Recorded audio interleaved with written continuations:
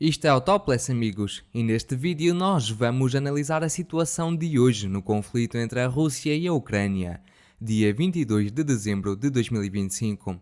E vamos começar o vídeo por Moscovo, de onde temos a notícia de que um general, um oficial de alto escalão das Forças Armadas da Rússia, foi assassinado com uma explosão no seu carro.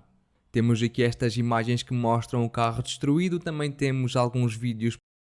Algumas fontes referem que este general, que é o chefe do Departamento de Treino Operacional das Forças Armadas da Rússia, está em estado grave. Outras fontes referem que ele já morreu e por isso foi assassinado. E isto está a ocorrer no fundo das negociações entre a Rússia e os Estados Unidos da América para chegar a um acordo de paz neste conflito. E caso este ataque tenha sido efetuado pela inteligência ucraniana, obviamente estamos a falar de algo para romper esse processo de atingir um acordo de paz. No fundo disso tudo também temos os recentes ataques no Mar Negro, no Mar Mediterrâneo, à frota fantasma da Rússia e também a apreensão de alguns navios por parte dos Estados Unidos da América. E por isso estamos a assistir a escalada após escalada neste conflito. E a verdade que nós temos de dizer é que com certeza haverá uma resposta por parte da Rússia. Mas até obtermos essa resposta vamos analisar a situação que nós temos ao longo da frente de combate. E vamos começar pela região a norte da Ucrânia, pelas cidades de Sumy, de Kharkiv, porque aqui algo importante está a acontecer.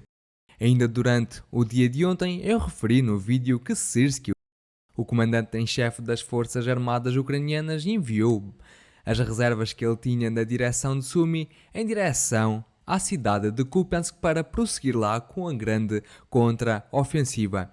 E por isso a região de Sumy ficou bastante enfraquecida. E na verdade, nos últimos dias, os russos têm aproveitado esta situação a seu favor e iniciaram uma série de ataques. Algumas fontes já referiram que a vila de Andriivka está quase a ser conquistada pelas forças russas. Tivemos estes relatos não só por parte de fontes pró-russas, mas também por parte de fontes neutras. Mas também aqui ao sul da vila de Oleksiivka recebemos um vídeo de um ataque ucraniano efetuado aos soldados e posições do exército russo.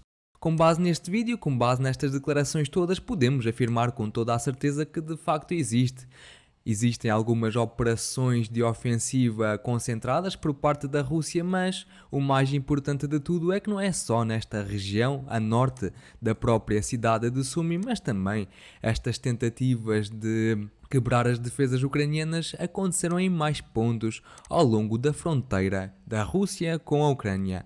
Por exemplo, aqui na vila de Khrabovsky tivemos não só fontes pró-russas e neutras a confirmar avanços por parte da Rússia, mas a própria fonte pró-ucraniana Deep State relatou que, de facto, os russos iniciaram uma operação nesta zona.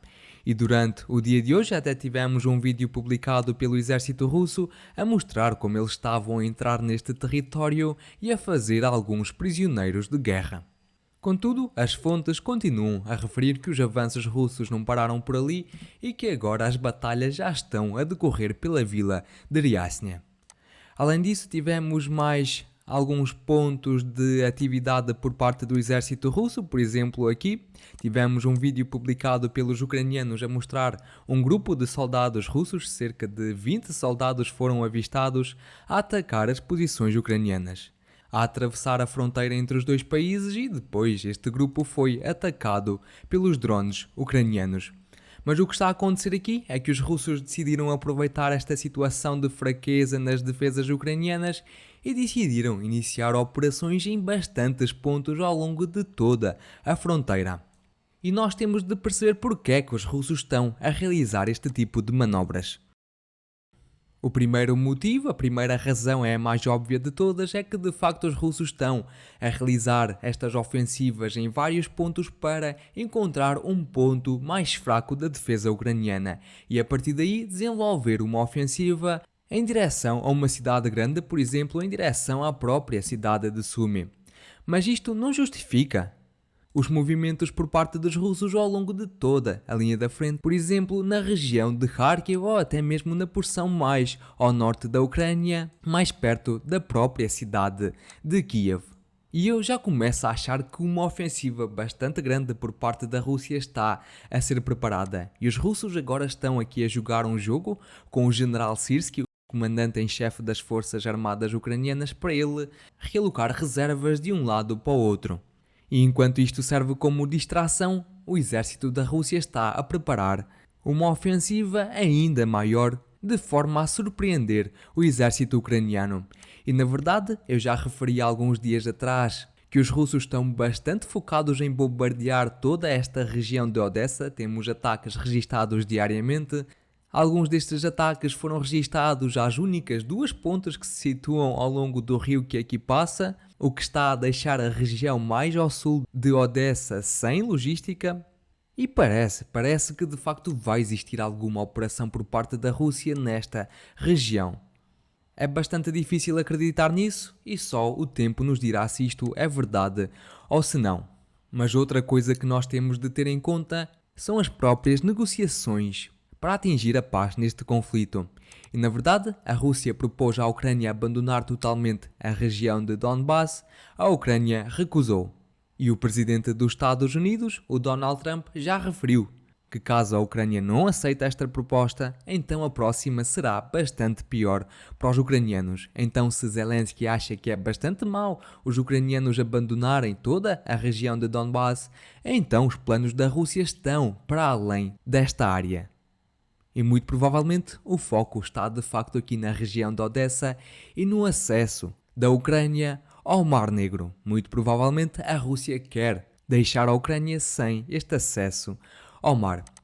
Vamos continuar e analisar outras notícias que nós tivemos ao longo de toda a frente de combate, mas também alguns temas militares. Por exemplo, na cidade russa de Lipetsk tivemos um ato de sabotagem por parte dos ucranianos, aqui numa base militar, onde foram atingidos dois caças russos, um Su-30 e outro Su-27. Mas o que aconteceu é que houve um grupo de pessoas que conseguiu entrar naquela base militar e de alguma forma conseguiu incendiar aqueles caças da Rússia. Temos aqui estes vídeos publicados pela inteligência ucraniana.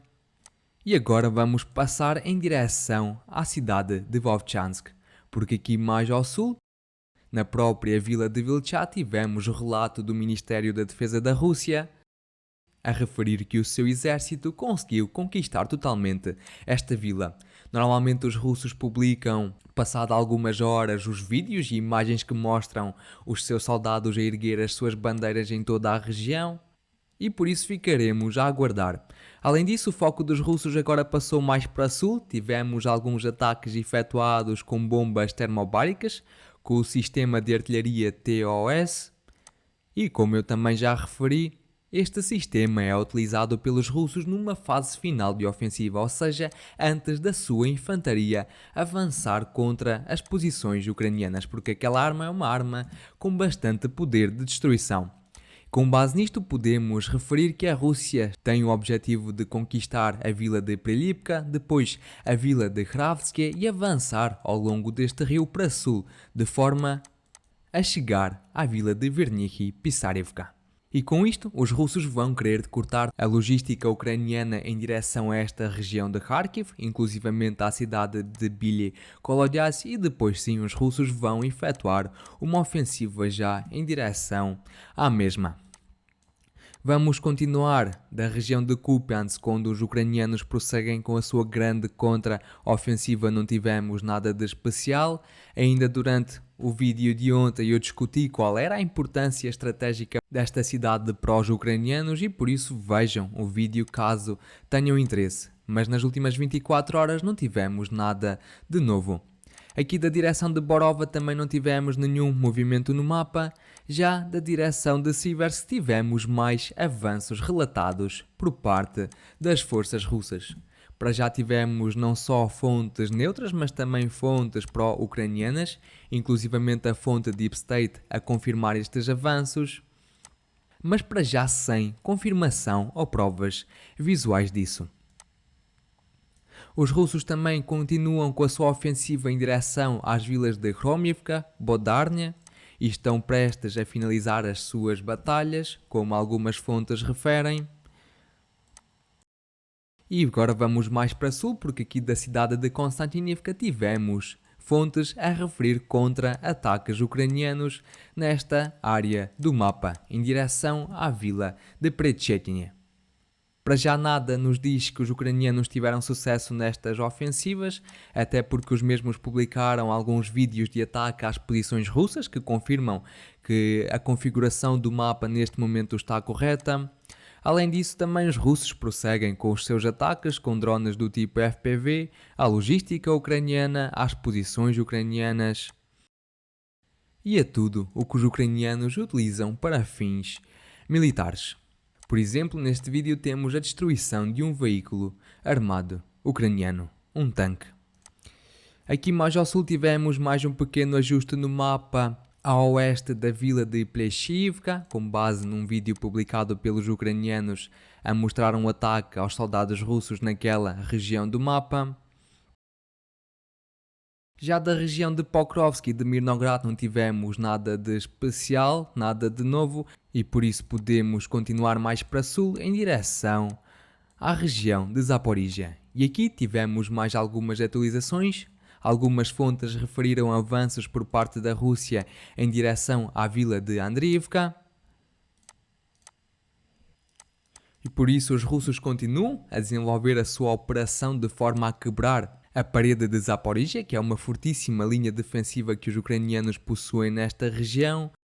A vila de Ternovata também está em foco por parte dos russos, com ataques efetuados às forças armadas ucranianas com drones do tipo FPV.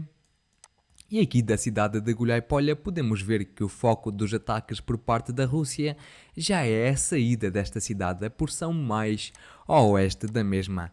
Tivemos não só ataques com bombas do tipo FAB às posições ucranianas, mas também com artilharia. E estes ataques passaram para esta região durante o dia de ontem e prosseguem durante o dia de hoje.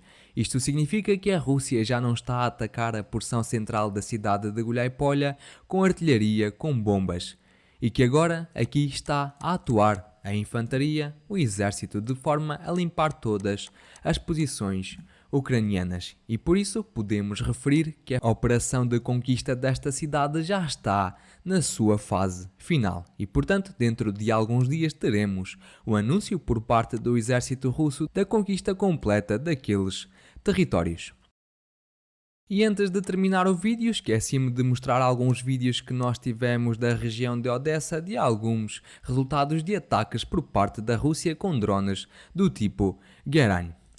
E termino o meu vídeo por aqui. Se gostaram, por favor, deixem o vosso gosto, subscrevam o canal e partilhem o vídeo. E eu relembro que condeno qualquer tipo de violência no mundo. Até amanhã. Tchau, tchau.